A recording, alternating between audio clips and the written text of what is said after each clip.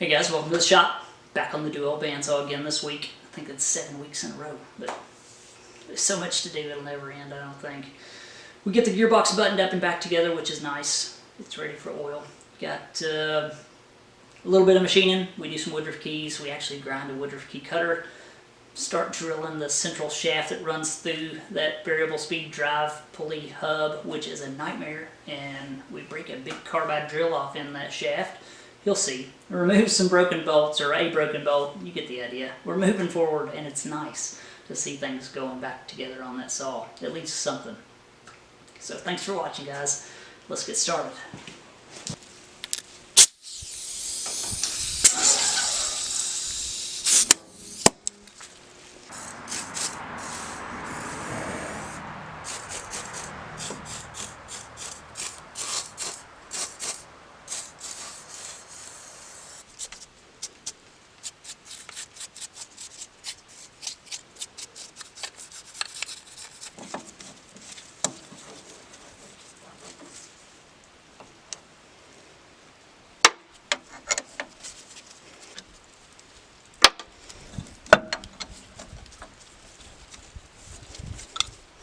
Most of the bolts on this are loose.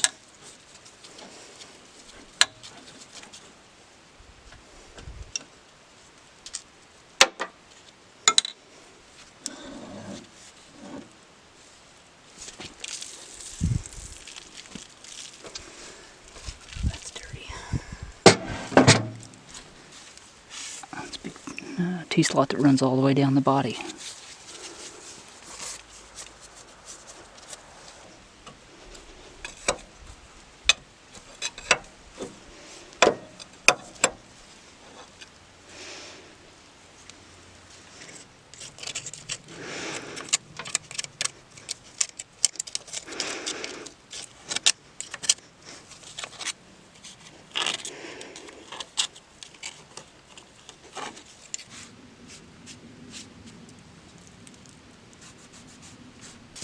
Alright, so I got this area of the saw cleaned up to a point to where, I can put this thing back together. I don't like working on stuff, especially gearboxes, with everything around it being filthy dirty, especially this thing being covered in metal chips. There was already enough metal debris in the gearbox. I don't want to add any extra. So it's cleaned up pretty good. I'm going to have to do it anyway, so why not now? So let's work this gasket surface. It's kind of beat up. Then we'll take our gearbox cover here, or, the bearing plate, and install it.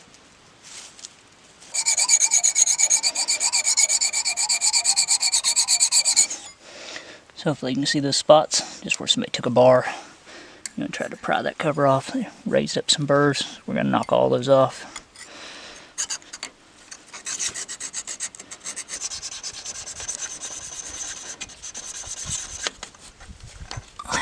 There we go.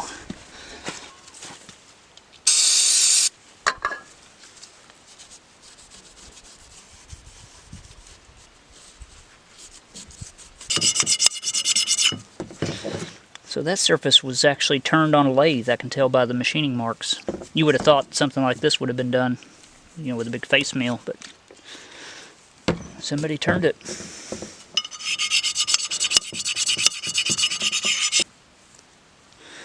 Alright, so this stuff, where it doesn't get hard, there's no real rush to get stuff together. It will tack up, but you can kind of take your time to get stuff assembled, which is nice in some cases.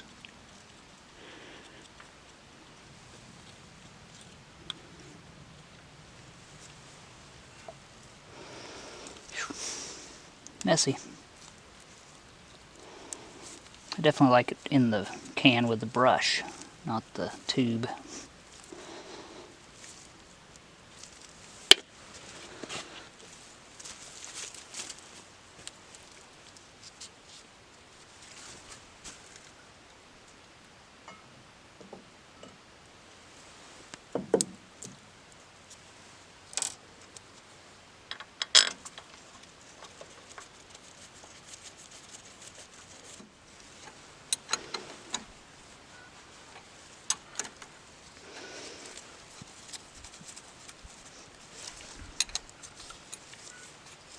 So just a little oil on this bearing. I don't want to put it together dry, but I also don't want it to run out on my gasket sealant.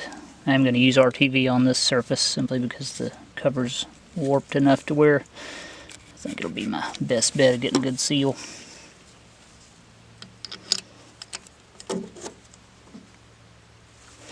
And these are Timken, supposedly, nuts, and they have a special washer that goes with them. I don't have that. And they're supposed to go on, from what I've been told, with the tapered edge forward.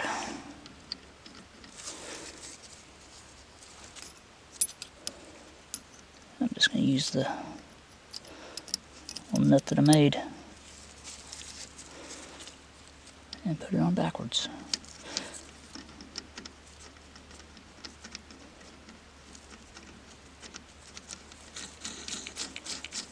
Alright, so I just tighten up these tapered roller bearings. This is the way I do it. Tighten them up till they're tight. I make sure, you know, the bearing, everything's seated well, overly tight, and then I loosen them up a little and call it good. Just to where it freewheels fairly well, but with some resistance.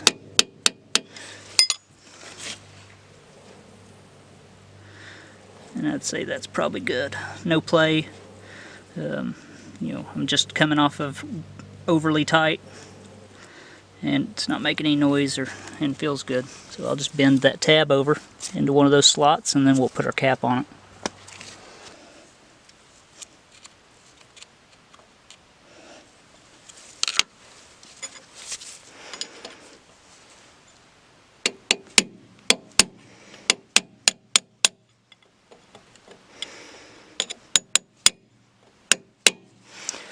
Alright, so that won't come loose.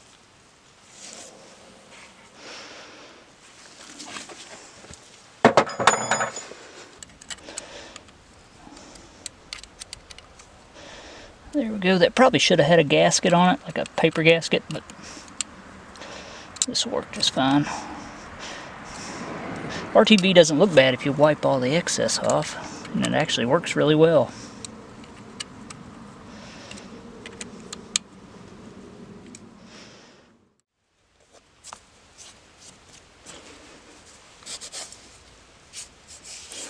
There we go. That looks pretty good, I think.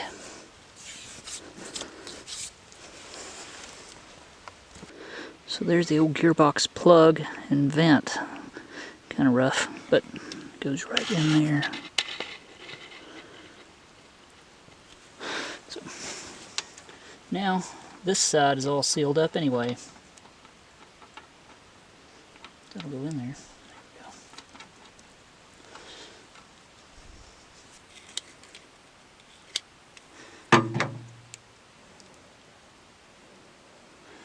Alright, so there's our new rubber lipped seal that this thing did not have when I got it, but of course it had it originally.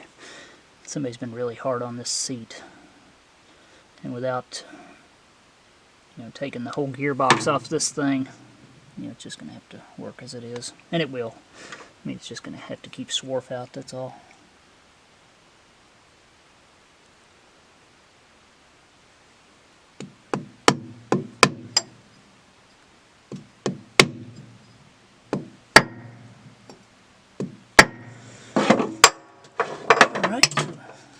There's our new rubber lipped seal on the output. That should work better than what it was. It didn't have one on it when I got it. So now it can't get metal chips down in there. So under service cover here, there is a broken bolt down in the housing and the cast right there in the corner. I'm going to try to get that out. So I'm going to center punch this thing. Then I'm going to heat it, and then I'm going to try to use one of the left-handed drills that Drill Hog sent us. Just hand drill it. Hopefully it'll come out. It's soft. We'll see.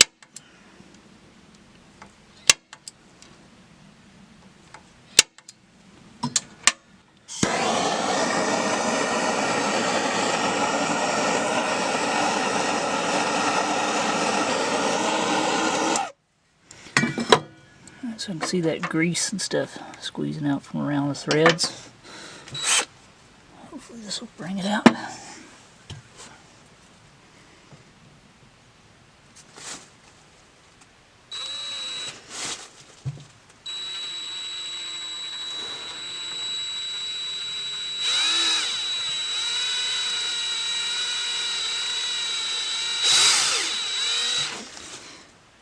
Nope.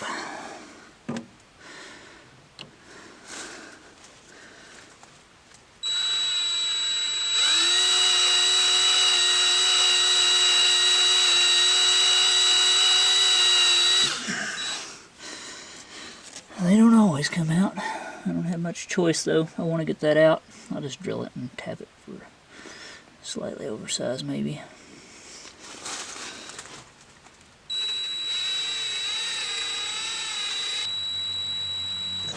Come on. I got a good straight drill on it. It just stuck in there. I heated it a little more.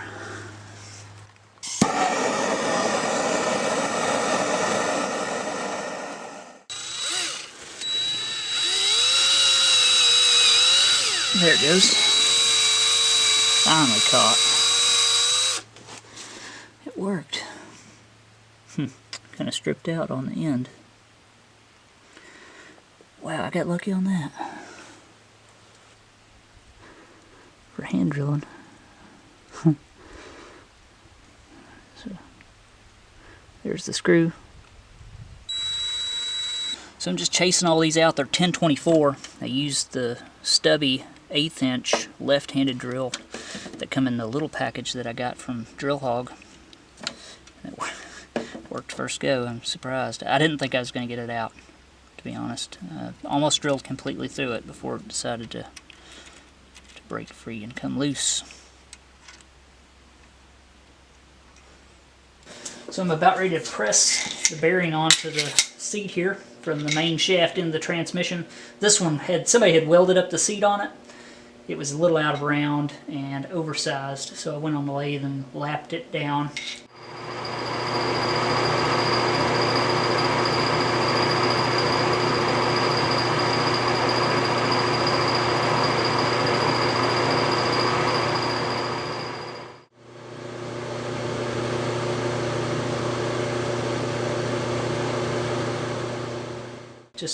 Just to give me a better fit. When I pressed the old bearing off, it was pretty tight, a little tighter than what I like. So I just reduced the size a little nut here to keep from damaging the bearing when I press it on. So I'm only pressing on the inner race. Try to force this thing on. That's much better. That's how it should fit, not, you know, cranking on it. And it feels good. So there we go, much better. Took about 3 minutes or less to lap that and make, you know, a huge difference. I bought this bearing, which is an SKF, not knowing that it's the exact same bearing that come out of the spindle of the mini lathe, which were still good bearings, but I pulled them out. But, you know, I don't regret it. That's a good bearing. So usually for bearings, if I'm looking, you know, to get a bearing, I just size it up and go to eBay and look for somebody who's got some new old stock. That usually saves me a few bucks. Now what I used to lap that bearing journal is the same one that I used to lap the spindle on the mini lathe, because it had that out of round bearing seat also. So it all worked out. I'm glad I held on to that lap. I should have just reused that bearing, but yeah, doesn't matter. So NTN is what we're going to put on the front. Let's go out there and put this in the saw. The sun's going down behind the hillside and it'll be dark before long. So let's go out there and see if we can, you know, get this in.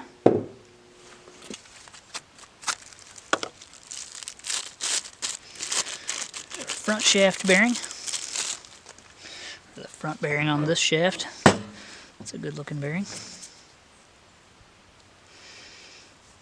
Let's get it installed. Alright, so this bearing goes here. We're going to drive it in with, because we can't get all the way around it like for a tube because this gear's in the way, so we're just going to drive it in with a brass rod.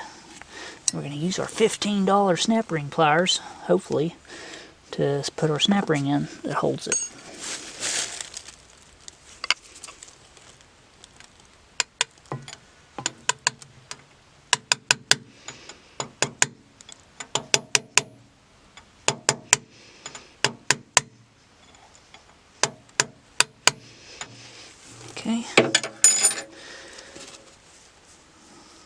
eBay specials.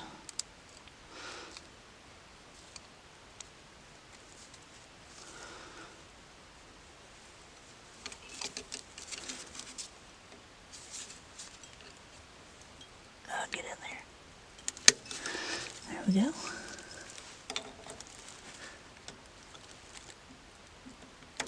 It's installed. Now let's see if we can get the shaft in it.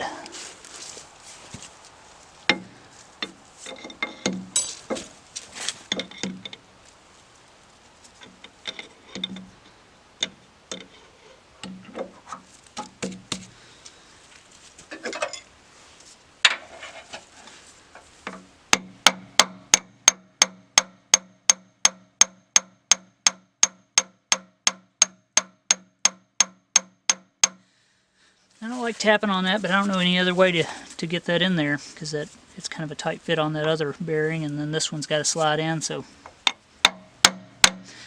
this has got a weld on it, so it's not going to hurt that.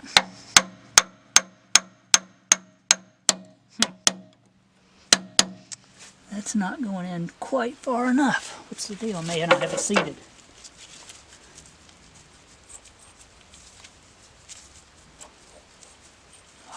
Feels so much better than before. I'm going to have to see if I can't seat that in just a little farther.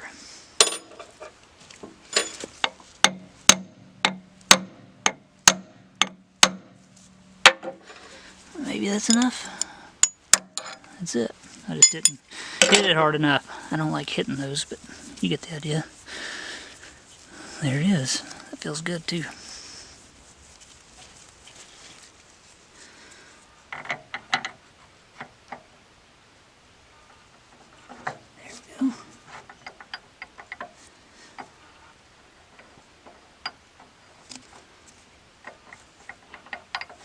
Gonna work just fine. I just gotta finish up my lock washer. Filing it, it's almost done. And put the nut on it. So I think that looks pretty good. Definitely happy with the way it fits and feels. Little RTV on there. And there's the gear cover. And some new stainless steel hardware.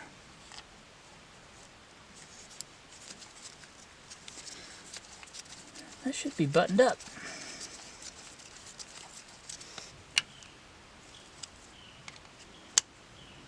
There we go. Good enough. Gearbox is buttoned up. Now I can put some oil in it, and that's good and sealed. So I had the majority of sizes of Woodruff key cutter. I thought I had every one that I would, need, pretty much. But I'm missing one. I have all the rest of the Woodruff key cutters for this set other than one. And can you correctly guess which one I don't have? If you guessed the one that I need for this project, you'd be correct. That's pretty common. I figured everybody would probably get that. So, Do-All, they used a 7/8 by quarter. It's a number, or letter A, Woodruff key. 875 thousandths is 7/8. And the radius of that is 7/16, 437.5 thousandths. So I need a Woodruff key cutter with a radius of 7/16 and a width of a 1/4 inch. Well, I have them that are very close in 1/4 inch width, but not in 7/16 radius. So let's go over to the cutter grinder just really quick, and I'll make one because I don't want to wait, and I have a cutter grinder. Here I'm using a cutoff disc. Just standard one that you'd use on a rotary tool to open up the gullet or give this cutter some extra chip clearance. Here in a minute you'll see I OD grind this cutter, and by reducing it in its diameter I also remove its ability to have chip clearance. So that's all I'm trying to do here, is open it up a bit. If I would have measured this cutter out a little more, I would have went quite a bit deeper with this cutoff disc. But what I did worked out. I mean, you'll see.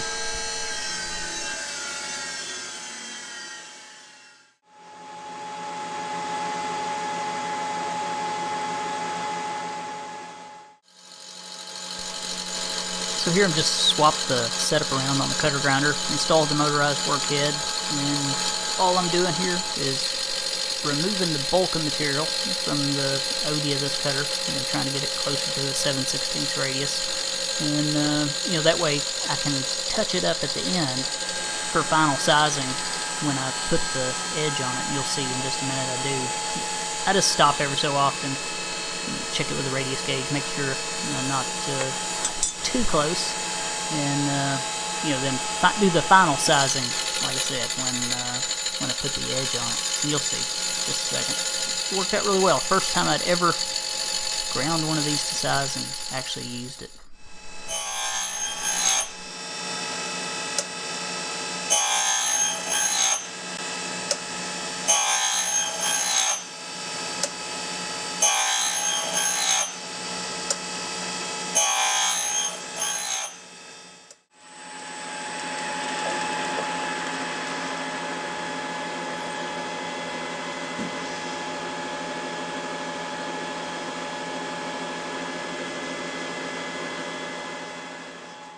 So it's time to cut my 2 Woodruff keys in this. They are 7/8 by 1/4, and this should work, I think. Another mini cool to keep the chips clear, because I did not put really enough chip clearance in this thing for long-term use, but as long as it's kept clear it should work fine. At least that's what I'm hoping. So let's fire this thing up and try it.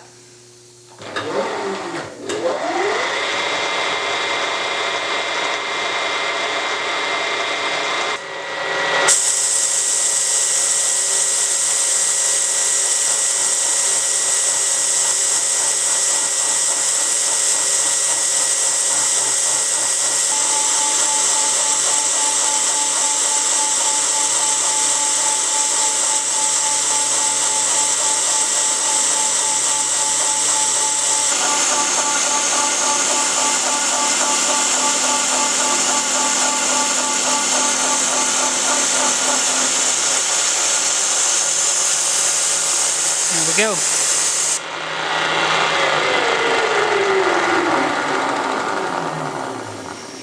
It worked good enough.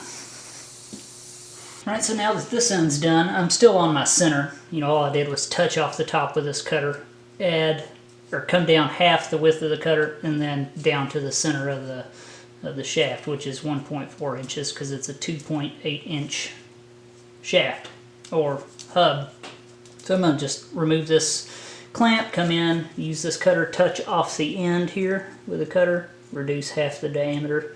That'll get the center line of my cutter on this edge, and then come in 1.25 inches, just like I did on this side. It's simple to position these. There's plenty of videos out there showing how that's done, so there's no magic to that. So when I ground this Woodruff key cutter to cut this slot, because I didn't have one, I knew that it would reduce it in width just slightly, because it has relief running to the inside. It has to be able to have chip clearance or cutter clearance so it doesn't rub. This key I took and run over a stone a couple times. It's 1/2 thou under 1/4 inch. This key, which is straight out of the box, is 1/2 thou over. So, we're within 1 thou difference, because I had to ground that cutter down in its diameter. Also lost a little in its width due to the clearance that was ground in it, but it won't make a bit of difference. That's fine. In fact, I could probably drive this key in it, and that would be even better. Just a good tight Woodruff key fit. Nothing wrong with that, I don't think. So there you go. That's the reality, of grinding a cutter like that. There's cost to it, and the cost was the width.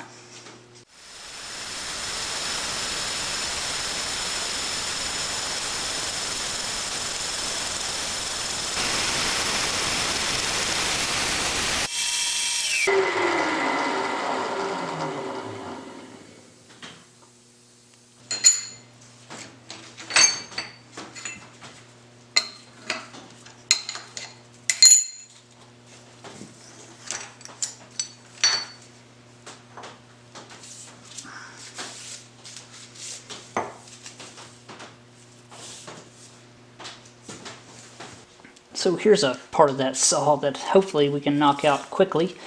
without much trouble. And it is the original shaft. This is the original shaft that the old hub rode on. And it's completely worn out, so we got to make another one. And there's not a lot of features on it, so it should go pretty quick, I think. So the center hub of this, where all the pulleys ride, it just floats on this shaft. Nothing kept it centered on here other than you know, the belts itself. This thing locks in a big pivoting bracket and has 2 flats on it for set screws. It has 3 oil holes through the center, and then tapped on both ends. Looks like 1/4 MPT, so it should be pretty quick and easy. That is a deep hole to drill, but we're going to use this solid carbide drill, which will get us just over halfway through, and we'll drill it from both ends. So hopefully that works out well. And we're going to make this shaft out of a piece of 1.5" Aquamat 22, which is already to size on the OD, so it won't require anything there. So it should go pretty quick. What is the new one? Or the old one is, looks like about 13 1/8. And we're just going to use a tape measure to measure this. There's no reason to be any more accurate than that. As long as our new one's not shorter than our old one, it'll work fine. So we'll mark this out. We'll go to the lathe, we'll center drill it, of course drill it, and then we'll do the rest of the features on the milling machine. So let's go to the saw, then we'll meet up at the lathe.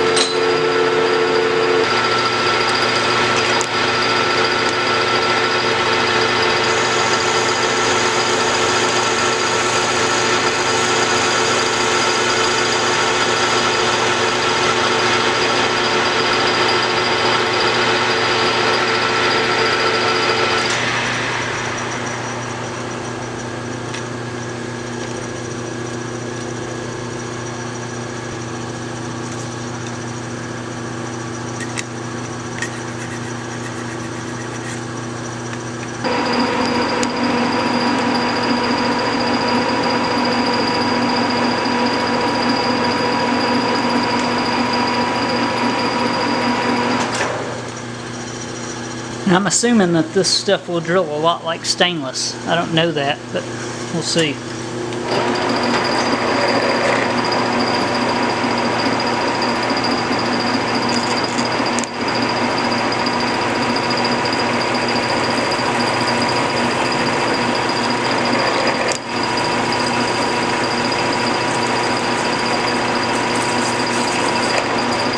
I'm going to try to keep, when this drill's cutting, I'm going to try to keep it cutting and not let it rub.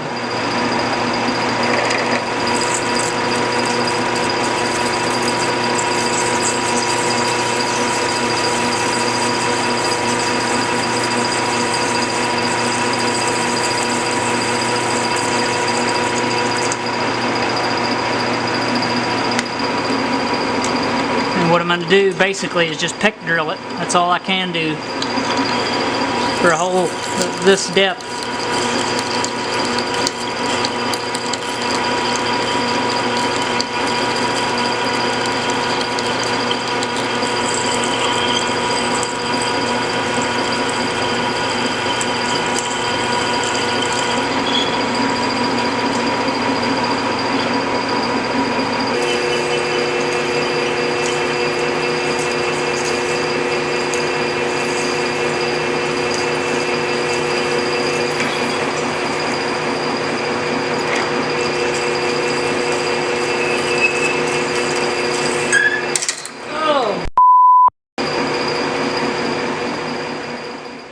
to keep it family friendly, I had to cut that real quick. And, you know, we got about 1.5 inches, maybe 2 inches of broken carbide drill in our hole here, which is not a good thing.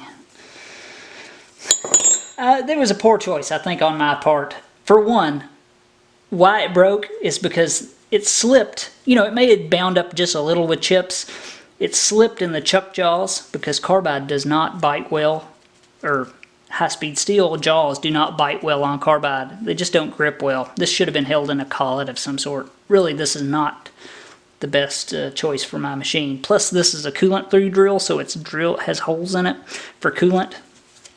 So, not a good choice on my part. So, my mistake. But, you know, now I have to live with that and try to get that out of there. Hopefully I can. I'm just going to dig at it a minute and see if it'll come loose. I just tipped it over, and of course several pieces come out. So, I mean, worst case scenario, it takes me a little bit to break this out of here, hopefully. And then we you know, start drilling it with something else. And hopefully don't break off any more in here, because that's a deep hole. And this is some, you know, reminds me of stainless, which is tough to drill. Look at that.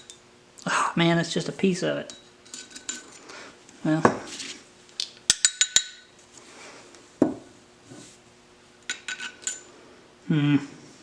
need some thinner, longer.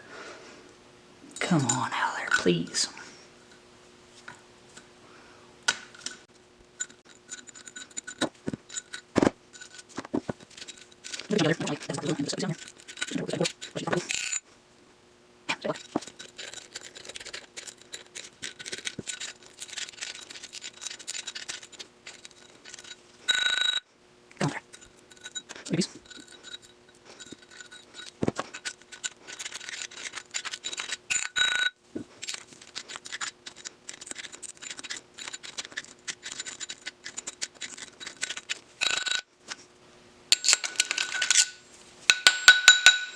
Well, that came out actually really easy.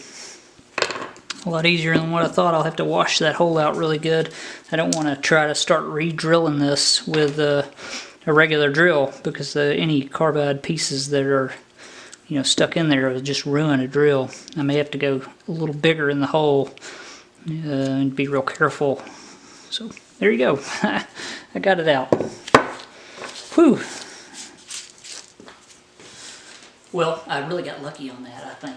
I've got the part back in the lathe, and I've been drilling it just slowly. I'm kind of shy, or drill shy now. I don't want to break another drill off in this stuff and have to dig it out. I may not get as lucky next time.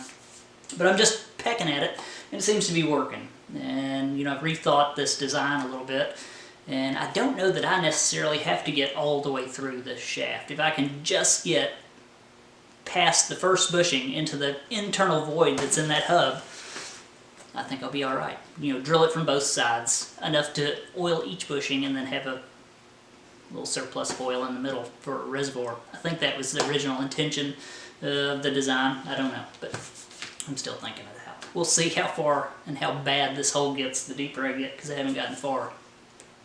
Apparently I'm the only one that's ever had any issue drilling this stuff. I did a little research on it just a minute ago, and everybody loves it, as far as I can tell. Nobody's ever had any issue other than me.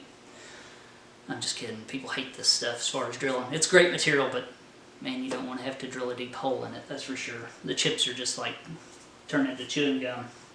So I think that's it. You know, I wanted to finish this, but I'm not going to be able to. Not this week now. You know, we are where we are. I posted a video last week. Some of you guys may not have seen it. If you're not getting notifications on my videos, you need to click the little bell that's up in one of these corners, just a small bell. Click on it, and that way, when I post, you'll get a notification of it, because, you know, I can't always be on time, even though I try. That's it, I think. Thanks to my viewers, thanks to my patrons, for sure. Thanks to my subscribers. If you want to support the channel, the links are in the description. We'll appreciate it for sure. It keeps us going, so that's it. Thanks for watching, guys. See you next time.